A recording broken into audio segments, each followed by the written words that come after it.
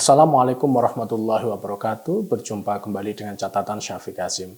Saya membaca media online yang memberitakan bagaimana Gubernur Bengkulu Rohidin Mirsah mewajibkan seluruh ASN di provinsi ini untuk bisa membaca Al-Quran. Bahkan tidak tanggung-tanggung Gubernur turun sendiri melakukan tes baca Al-Quran terhadap ASN. Bagi ASN yang belum bisa membaca Al-Quran, mereka diwajibkan untuk ikut kelas membaca Al-Quran. Pada tahun 2017, Zumi Zola, Gubernur Jambi, juga pernah secara eksplisit membuat kebijakan agar ASN di wilayah dia meningkatkan iman dan ketakwaan melalui pembacaan Al-Quran. Kegiatan belajar membaca Al-Quran itu hal yang baik untuk mental mereka dalam menjaga kesinambungan pembangunan, demikian katanya. Tapi sayang program ini kayaknya berhenti karena Zumi Zola tertangkap oleh KPK. Hal yang hampir mirip dengan ini dulu pernah dilakukan oleh Bupati Rohul pada tahun 2013 yang mewajibkan ASN di kabupaten dia melakukan sholat jamaah. Atas ini Mendagri Gamawan Fauzi pada saat itu meminta pejabat Gubernur Riau Johermansyah Johan untuk menegur si bupati tersebut. Pendek kata, hal seperti itu tidak boleh dilakukan oleh bupati pada anak buahnya. Dari contoh di atas, maksud mereka mungkin baik, namun banyak yang mempertanyakan setiap kebijakan yang muncul seperti ini. Misalnya, apakah sebagai pejabat publik, mereka diperbolehkan untuk membuat kebijakan yang memiliki titik tekan pada adopsi unsur keagamaan tertentu. Sudah barang tentu soal kasus keharusan membaca Al-Quran bagi ASN ini mendapat respon dari mereka yang non-Muslim. Misalnya, apakah seorang gubernur dan bupati atau pejabat lainnya yang mereka beragama non-Muslim diperbolehkan untuk membuat kebijakan sejenis, katakanlah di konteks provinsi yang mayoritas ASN-nya memeluk non-Islam, apakah pemimpin ditolerir untuk mewajibkan ASN mereka membaca kitab suci mereka? Pertama-tama pemikiran yang harus kita angkat adalah bahwa mereka ini merupakan pejabat publik.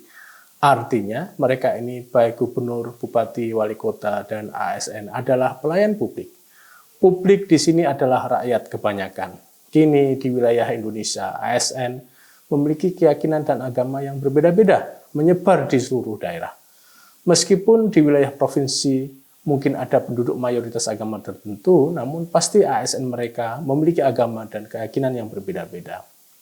Dari sini saja ketika seorang pemimpin daerah mengharuskan ASN mereka membaca kitab suci mereka dalam rutinitas kerja mereka, pasti itu merupakan wujud kebijakan yang tidak mengenal kepekaan. Katakanlah bagaimana dengan perasaan ASN non-Muslim dalam konteks Bengkulu misalnya, melihat teman ASN Muslim mereka diwajibkan membaca Al-Quran.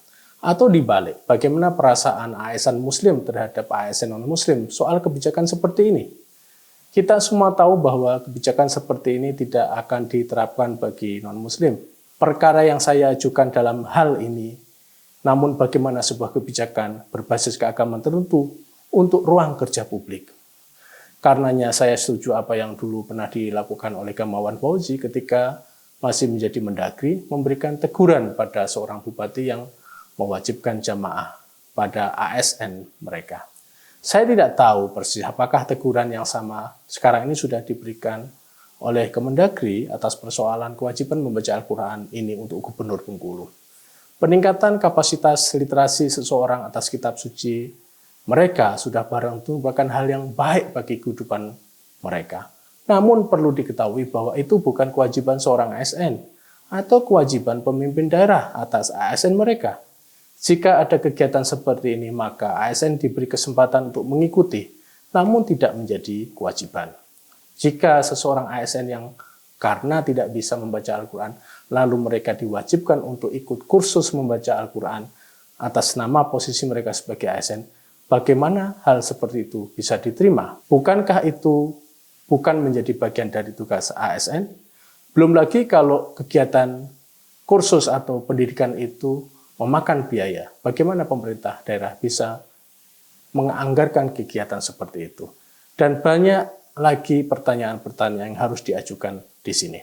Mungkin si pembuat kebijakan itu akan berargumen bahwa kewajiban membaca Al-Quran salat berjamaah, dan lain sebagainya, itu dibuat agar itu membentuk pribadi ASN yang soleh dan solehah, dan itu berdampak pada peningkatan kinerja mereka.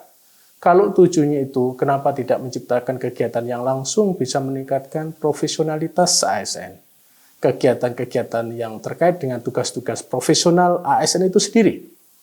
Hal ini menjadi teringat pada pernyataan Menteri Agama Yakut Khalil Qomas yang menyatakan bahwa ASN yang bekerja di bawah kantornya atau Departemen Agama memiliki profesionalitas yang rendah. Bahkan Menteri Agama menyebut angka setelah mereka melakukan semacam survei atau tes profesionalitas, 100.000 ASN Kemenak tidak profesional. Artinya, jika tidak profesional, maka mereka sebenarnya tidak layak bekerja sebagai ASN. Maksud saya, kenapa hal yang dilakukan oleh Gusmen ini tidak ditiru untuk meningkatkan kecakapan ASN agar mereka bisa bekerja dengan berhasil oleh pemimpin-pemimpin daerah? Jalan ini baik untuk menetapkan kegiatan yang bisa terukur bagi ASN untuk perbaikan mereka. Sebagai ASN, karena mereka itu pelayan publik, maka hal yang harus dan wajib bagi mereka adalah mereka bisa memberikan pelayanan publik tersebut. Misalnya bagaimana mereka menyediakan layanan-layanan masyarakat yang harus mereka lakukan. Mereka bisa menerima keluhan dan protes masyarakat atas kekurangan layanan mereka dengan baik. Bagaimana mereka bukan menjadi bos masyarakat, dan masih banyak lagi. Dalam bahasa sosiologis, bagaimana ASN itu meningkatkan kapasitas mereka dalam hal kesalahan sosial. Kesalahan sosial ini bisa mewujud kalau mereka profesional melayani masyarakat. Profesionalitas itu bisa meningkat jika mereka memiliki kemampuan keterampilan, baik itu skill dan soft skill yang bagus pula. Jadi dalam konteks sekarang, seorang pemimpin harus membuat kebijakan yang bisa diukur. Kembali lagi, soal keharusan bisa membaca Al-Quran, kewajiban untuk berjamaah, dan lainnya itu diletakkan pada individu ASN masing-masing saja. Biarlah itu menjadi urusan pribadi mereka di tengah-tengah kehidupan mereka di dalam masyarakat, bukan menjadi urusan kantor provinsi, kantor kabupaten, maupun kantor kota. Jika mereka tidak lancar baca Al-Quran, namun mereka bisa bekerja dengan baik dan sangat profesional, maka jika dia mau meningkatkan kapasitas baca Al-Quran mereka, maka biarlah mereka yang berusaha sendiri. Sebagai catatan, seorang ASN itu diukur bukan pada apakah dia bisa membaca Al-Quran dengan baik atau menghadiri salat jamaah, namun pada bagaimana mereka bisa menjalankan tugas pelayanan ASN itu dengan sukses dan baik. Demikian, wassalamualaikum warahmatullahi wabarakatuh.